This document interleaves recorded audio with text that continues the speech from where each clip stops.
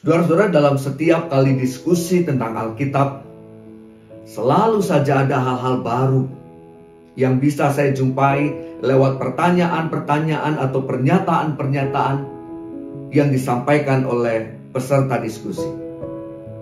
Hal itu menunjukkan kesungguhan mereka untuk menemukan pemahaman tentang firman yang dibicarakan.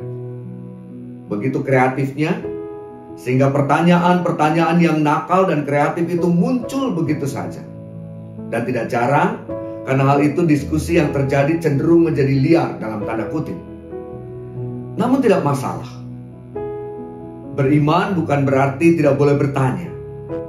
Tetapi beriman adalah tetap percaya sekalipun ada begitu banyak pertanyaan. Bahkan pertanyaan yang tidak ditemukan jawabnya. Dari sana juga kita paham bahwa membaca Alkitab itu tidak sama dengan membaca buku biasa. Membaca Alkitab adalah membaca sesuatu yang bukan sekedar untuk mendapatkan informasi. Membaca Alkitab bukan juga kegiatan untuk tahu tentang sesuatu yang sebelumnya kita belum tahu. Tetapi membaca Alkitab adalah membaca sesuatu yang diikuti dengan konsekuensi bagi kita yang membacanya. Diikuti dengan konsekuensi untuk kita melakukannya, untuk kita mengerjakannya. Yakobus pasal 1 ayat 23 sampai dengan ayat 25 menuliskan demikian. Sebab jika seorang hanya mendengar firman saja, dan saya kira juga membaca firman saja, dan tidak melakukannya, ia adalah seumpama seorang yang sedang mengamat-amati mukanya yang sebenarnya di depan cermin.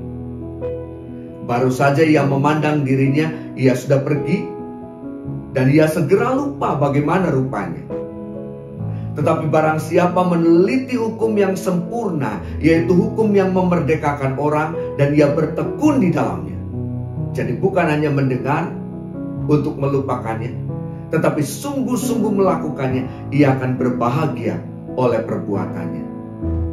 Dan kalau saya sedikit mengubah teks ini dan mengatakan, tetapi barang siapa meneliti hukum yang sempurna, yaitu hukum yang memerdekakan orang, dan dia bertekun di dalamnya. Jadi bukan hanya membaca, bukan hanya membaca untuk melupakannya, tapi sungguh-sungguh melakukannya, ia akan berbahagia oleh perbuatannya.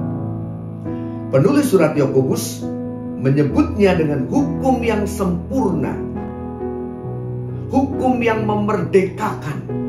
Dan bukan hanya mendengar, sekali lagi juga bisa disebut dengan bukan hanya membaca, tetapi melakukan, maka kita akan menjadi bahagia dengan perbuatan kita. Jadi marilah kita belajar bukan hanya sekedar memuaskan pengetahuan kita dari segi nalar, tetapi kita juga mengupayakan untuk dapat memahami dan melakukannya dalam kehidupan kita. Jika itu yang kita lakukan, maka Alkitab kita akan menjadi buku dalam tanda kutip yang sangat berharga dalam kehidupan kita.